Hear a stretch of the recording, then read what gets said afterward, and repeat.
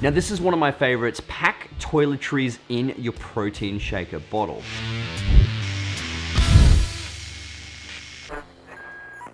What's going on, guys? My name's Jason Morris. Yes, we are heading to Japan in a few days. This is our first trip over there.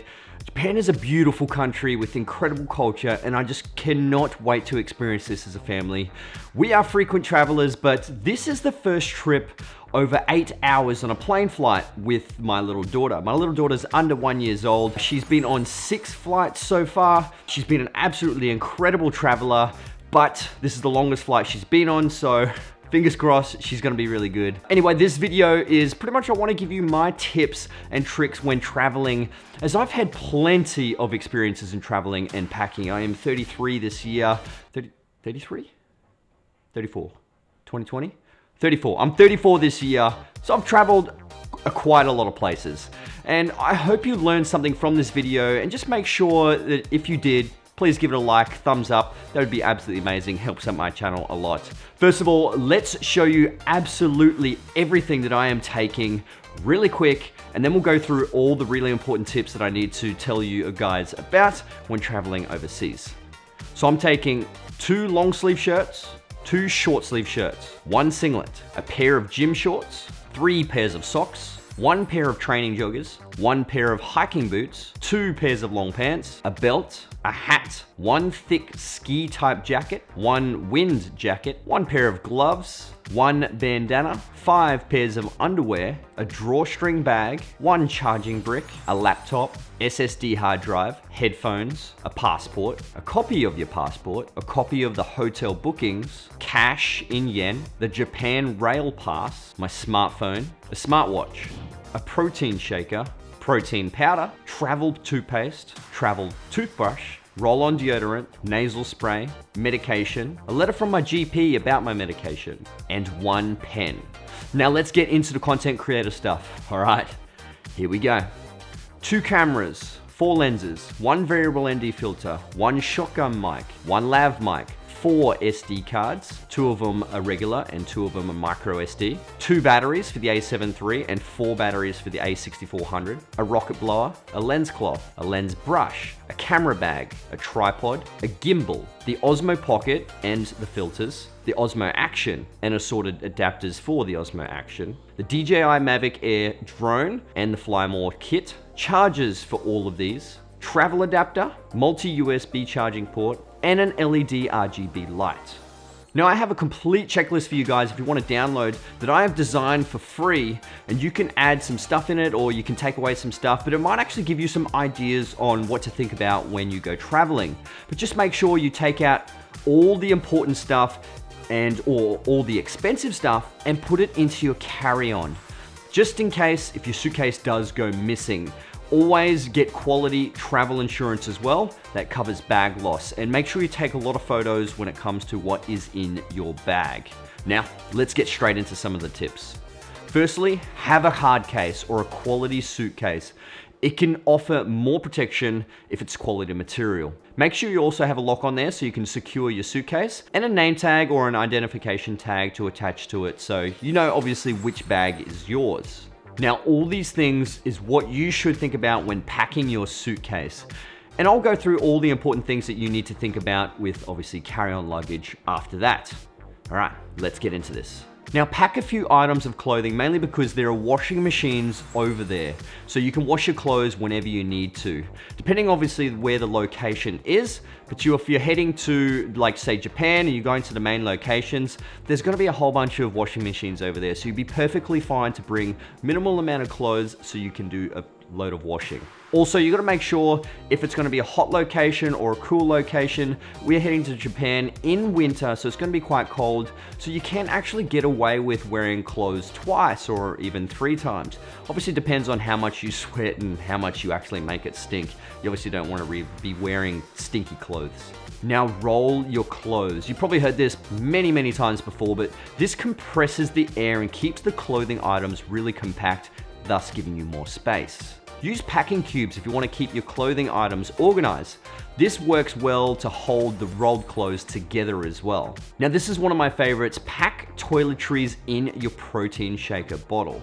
This stops the leakages if there are any leakages, but you can also use a plastic wrap over the top and then screw the lid on. This obviously gives that double the safety. Now make sure all of your liquids are under 100 mils or what the airline allows. Otherwise they will confiscate these items. Now for females, use small travel makeup bottles or travel makeup little cases. Even like sample makeups are great to take because obviously they're super small and they save a whole bunch of space. Bring a razor and female refreshments obviously in your suitcase and some in your carry-on. Now bring some plastic bags in your suitcase and also on carry-on as well. This can be doubled over for wet clothes or rubbish or whenever, just in our case, dirty nappies. We're gonna have a whole bunch of dirty nappies, so we need a few plastic bags just in case we need to chuck those dirty nappies on and there's not many bins around. But packing the baby's bag is a whole nother story because I'm going to have to add some nappies and a couple of baby things to my suitcase, but this is just on general for everyone traveling without a baby. Now have a drawstring bag for quick trips. It's really good for those little quick trips. You can just chuck something in there and away you go. But you can also use it for your dirty laundry or even like dirty shoes or something. Now use socks and underwear to protect your fragile equipment. That's if obviously it's needed. I will be putting the socks and underwear into my camera gear so I can protect it so it doesn't clunk around in my suitcase. But if you don't have any sort of expensive equipment that you need to protect, you can also use the socks and tuck them into your shoes. So this will save a whole bunch of space in your suitcase. So like I said, I'll be using the socks to cover my lenses so they don't bang around into each other. And the underwear will just really pack that box full. Now I use a shoebox to place all my cords and loose items all together, and obviously my camera gear as well. And I just pack it nice and tight so it doesn't come out. Packing cubes can also work well for this, but I just prefer to have a hard sort of case for all that sort of stuff. Now this one's a big one. Have a multi-USB charger. This can allow you to charge multiple items at once. And obviously you're gonna need your travel adapter as well. So whichever country you're from and whichever country you go to, you do need that adapter so you can plug your electrical items into their electrical sockets. You can also bring a power board if you want to charge a whole bunch of items directly.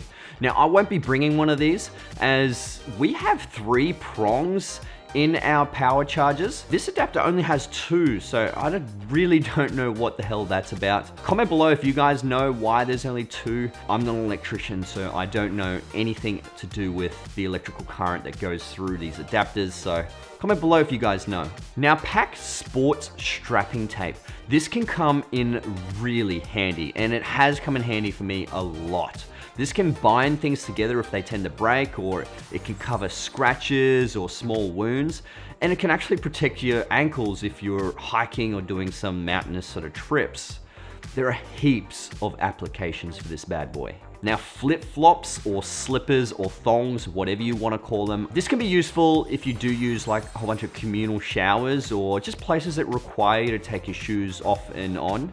I won't take them because we've booked apartments in Japan which have private toilet facilities, and we most likely won't go to any of the hot springs. Well, mainly because I've got a whole bunch of tattoos. They're not fans of tattoos. I know you can go to hot springs with tattoos, certain ones in Japan, but we're not really into that sort of stuff, so we won't be going to any of those hot springs, so we won't really need the jandals, flip-flops, thongs, whatever you want to call them. Now, bring protein powder. Protein can be really hard to find and obviously expensive when you're traveling. And especially if you do exercise, it's really good for that muscle recovery. It's just easier to bring your protein powder to supplement into whatever you're doing when you're eating.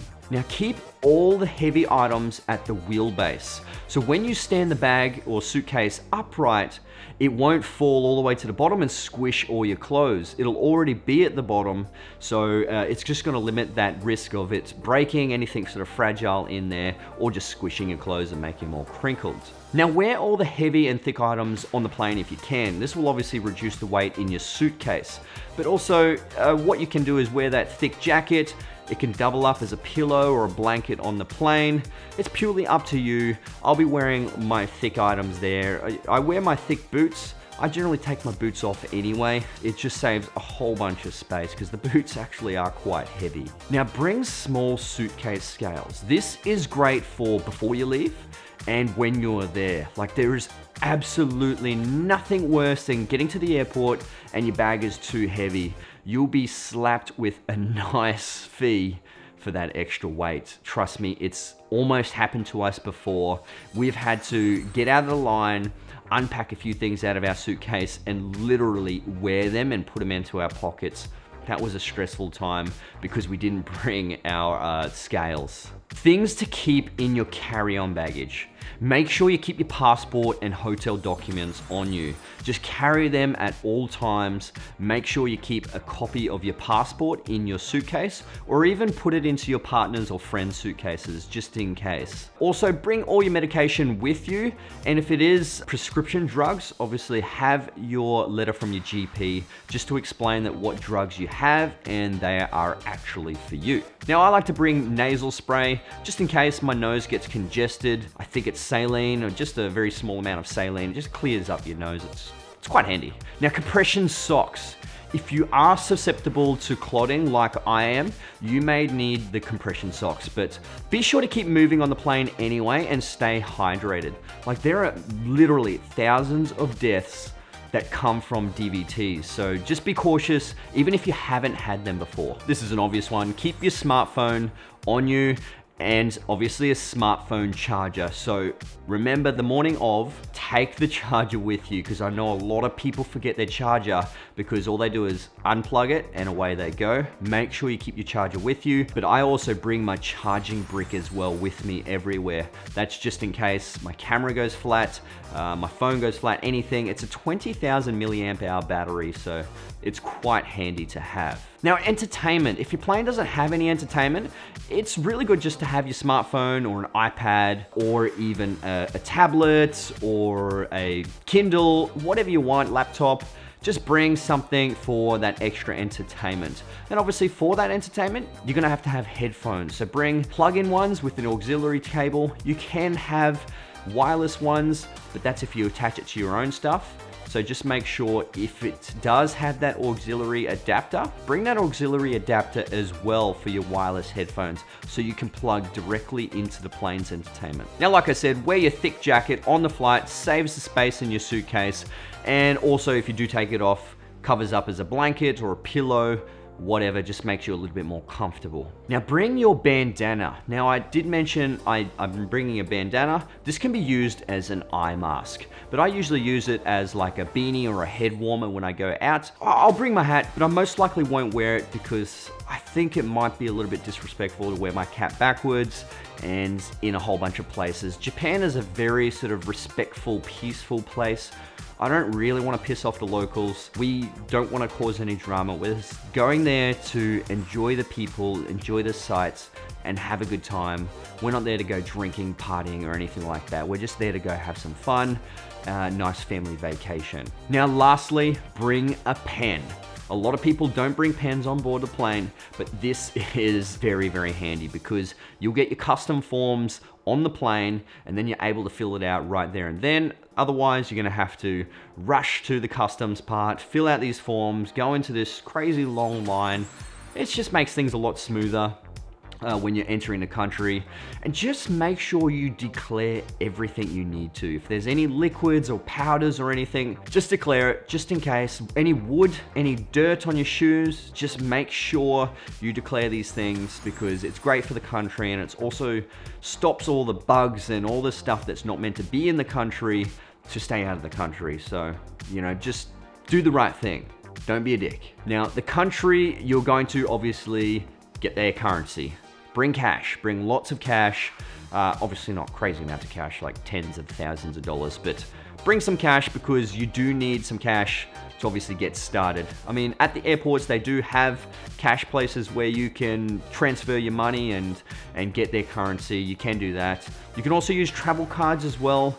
Just depends on the country. Japan is a very cash-based country from what I've heard.